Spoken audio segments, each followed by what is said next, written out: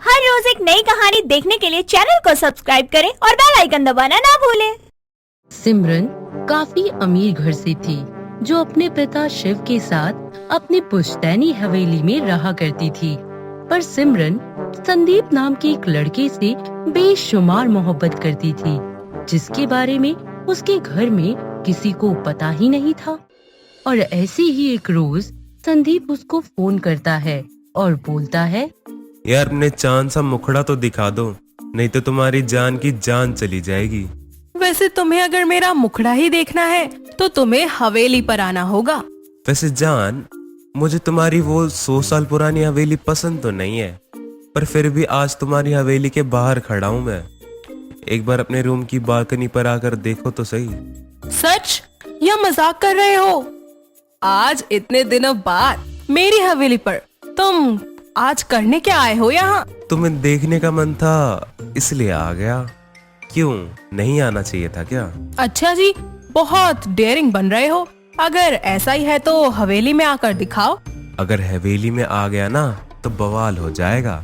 दोनों ऐसे ही थोड़ी देर प्यार भरी बातें करते हैं और थोड़ी देर बाद संदीप वहाँ से चला जाता है। और कुछ दिनों बाद वो दोनों पास के ही कॉफी शॉप में मिलते हैं, जहाँ संदीप सिमरन का हाथ पकड़कर किस करता है और बोलता है, पता नहीं ये तुम्हारे हाथ कब मेरे हाथों में हमेशा के लिए आएंगे।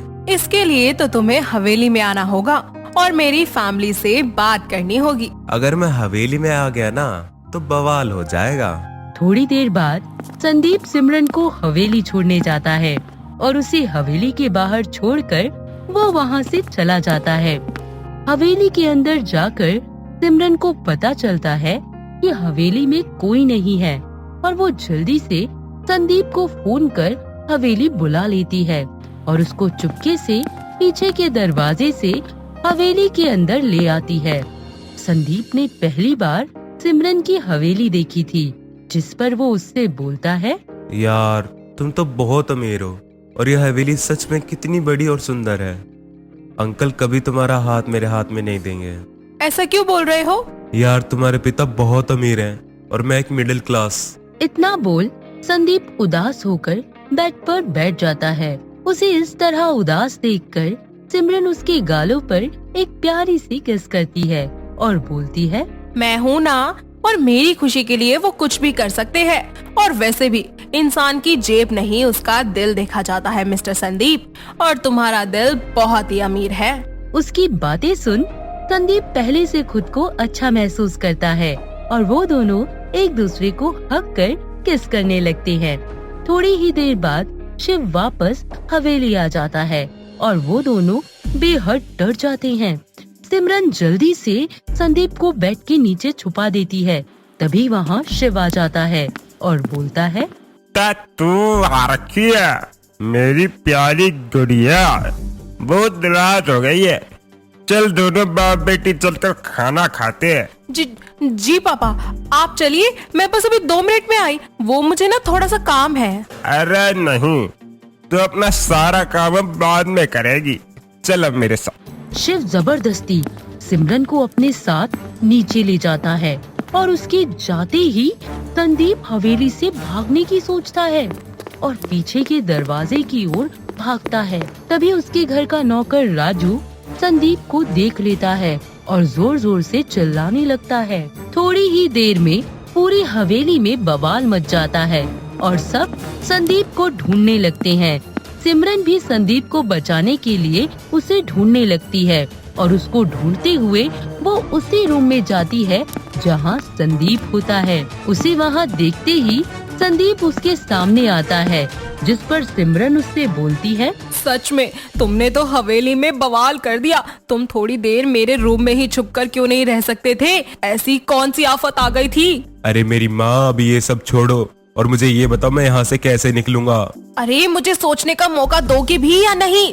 क्या करूं, क्या करूं, क्या करूं?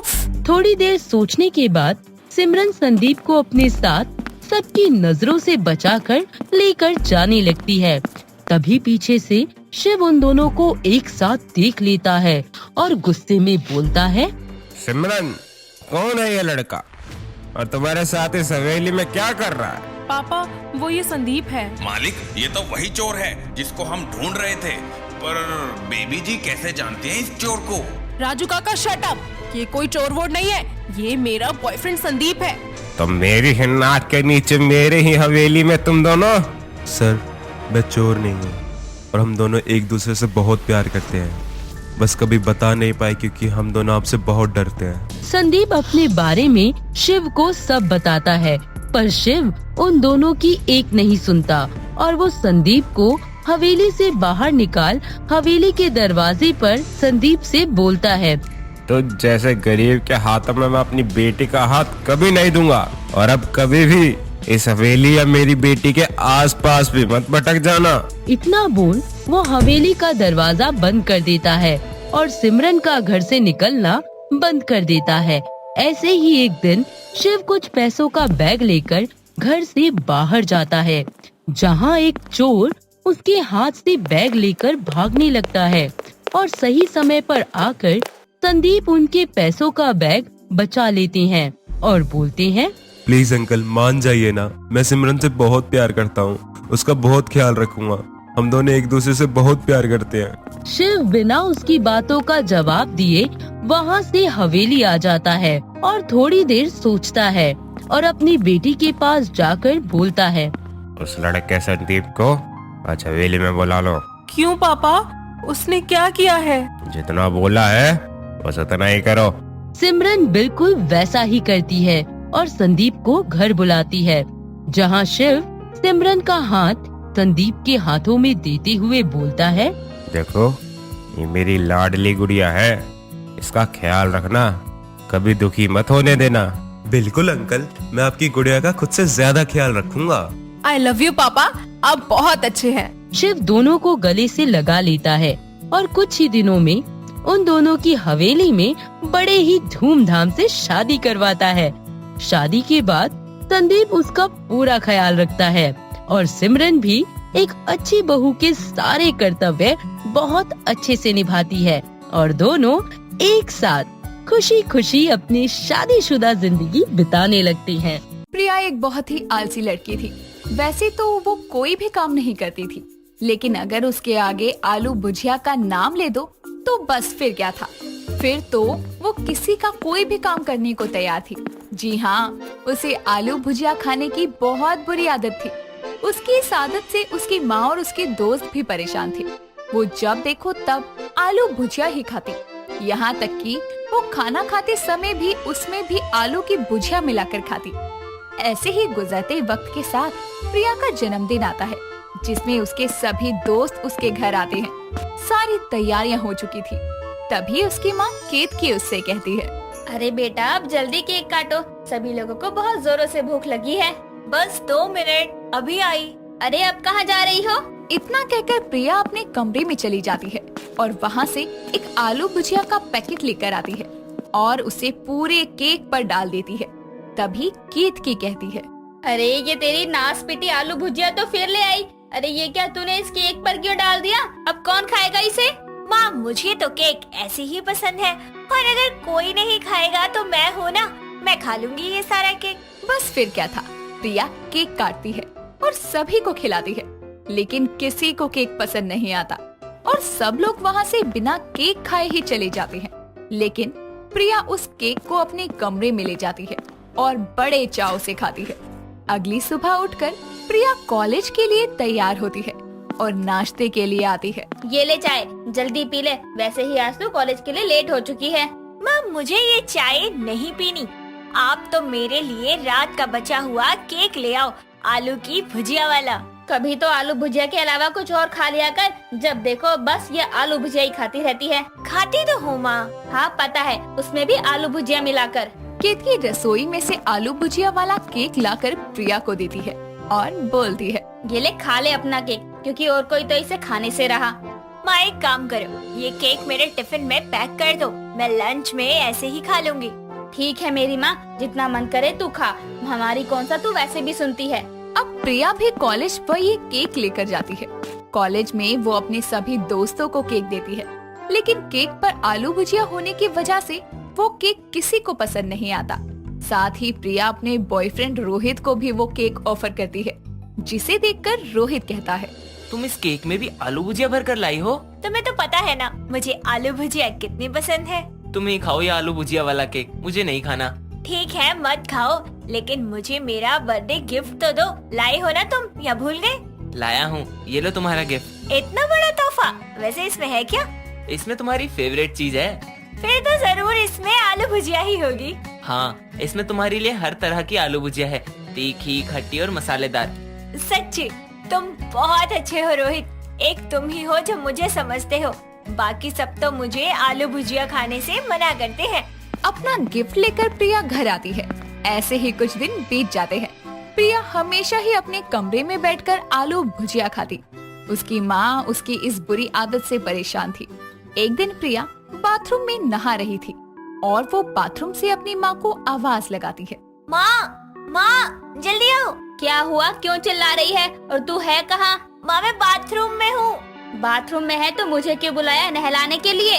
अरे माँ मैं बाथरूम में कपड़े ले जाना भूल गई, जरा अलमारी से निकाल के दे दो। हाँ रुक अभी दे रही हूँ। केतकी प्रिया के लिए कपड़े निकालने अलमारी के पास जाती है और जैसे ही केतकी अलमारी खोलती है तो उस पर बहुत सारे आलू भुजिया के पैकेट गिरते हैं, जिसके चक्कर में केतकी भी घबरा के बहुत जोर से जमीन पर गिरती है और बोलती है, अरे मर गई रे, हाय मेरी कमर। प्रिया तुरंत बाथरूम से तौलिया लपेटे भागते हुए बाहर आती है और कहती है, क्या हुआ माँ, आपको लगी तो नहीं? आग लगे तेरी इस आलू भुजिया में, ले पहन ले ही नहीं। और तूने इतनी सारी आलू भुजिया किस खुशी में रख रखी है? अरे माँ वो तो मैं थोक से ले आई थी, इकट्ठी, बहुत सारी सस्ती पड़ गई थी। हे भगवान, लगता है मैं तो किसी दिन पागल हो जाऊंगी तेरी इस आलू भुजिया के चक्कर में। इतना कहकर केतकी वहाँ से चली जाती है और प्रिया पूरे कमरे में बिखरे आलू भुजिया के पैकेट्स को उठाकर दोबारा अलमारी में रखने लगती है। कुछ दिन और ऐसे ही बीतते हैं। एक दिन प्रिया अपने कमरे में बैठकर आलू भुजिया खा रही थी। तभी वो अपने मन में सोचती है, मैंने आलू भुजिया को हर तरीके से खा लिया, चाय में डालकर, कॉफी में डालकर, रोटी में लपेटकर, केक में भी खा लिया, अब किस नए तरीके से खाऊं? तभी प्रिया की माँ आकर उससे कहती है, प्रिया अभी भी बैठकर यही खा रही हो, तो मैं क्या करूं? मैं अगर ये नहीं खाती ना तो मुझे ऑक्सीजन मिलना बंद हो जाता है। दिलवाऊं तुझे अभी ऑक्सीजन? चल अब गर्मी हो रही है, जा जाकर सबके लिए रूह अफ़ज़ा बना ला। रूह अफ़ज़ा? हाँ जा, रसोई में रखा है, बना ले। प्रिया रसोई से रूह अफ़ज़ा बनाने के लिए जा ही रही थी कि तभी उसके दिमाग में एक आइडिया आता है और वो खुद से कहती है, यार एक तो इतनी गर्मी हो रही है और आलू भुजिया भी खानी है, क्यों ना आलू भुजिया को ही रूह अफ़ज़ा में मिलाकर आलू भुजिया रूह अफ़ज़ा बना लूं? ये सोचकर प्रिया रसोई में जाती है और एक ग्लास में थोड़ा सा दूध डालती है और पानी डालती है, थोड़ा सा रूह अफ़ज़ा मिलाती है और फिर अपने कमरे में से एक पैकेट आलू भुजिया लाकर उसमें डालती है और उसे जमाने के लिए फ्रिज में रख देती है और अपनी माँ को नॉर्मल रूह अफ़ज़ा बना कर देती है। अब 3 घंटे बाद प्रिया रसोई में आती है, फ्रिज खोलती है और उसमें से रूह अफ़ज़ा वाला ग्लास निकालकर देखकर कहती है, अरे ये दिखने में कितना अजीब लग रहा है, पर कोई बात नहीं, मुझे पता है खाने में तो इसका स्वाद बढ़िया ही होगा, आखिरकार इसमें मेरी फेवरेट आलू भुजिया जो है। प्रिया उस जमे हुए आलू भुजिया रूह अफ़ज़ा को खा लेती है, लेकिन वो उसे स्वाद में बिल्कुल नहीं भाता। अगले दिन सुबह अचानक प्रिया के पेट में बहुत दर्द होता है और वो अपनी माँ को कहती है, माँ जल्दी आओ। केतकी प्रिया के कमरे में आकर कहती है, अब क्या हो गया? आलू भुजिया खत्म हो गई तेरी जो गला फाड़ फाड़ कर चिल्ला रही है? नहीं माँ, देखो ना, सुबह से मेरे पेट में बड़े जोर का दर्द हो रहा है। अभी तक तो ठीक थी, जरूरी है उन आलू भुजिया की वजह से हो रहा है। मैं मना करती हूँ लेकिन तेरी समझ में कहाँ आता है।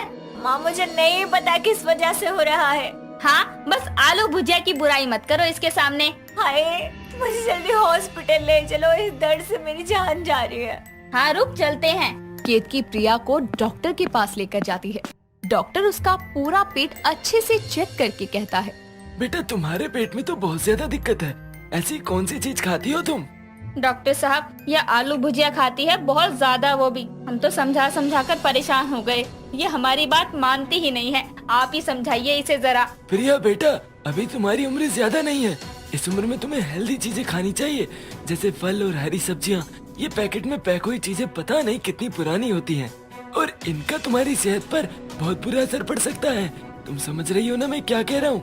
हाँ डॉक्टर साहब। तो वादा करो अपनी माँ से कि तुम आज के बाद ज्यादा आलू भुजिया नहीं खाओगी।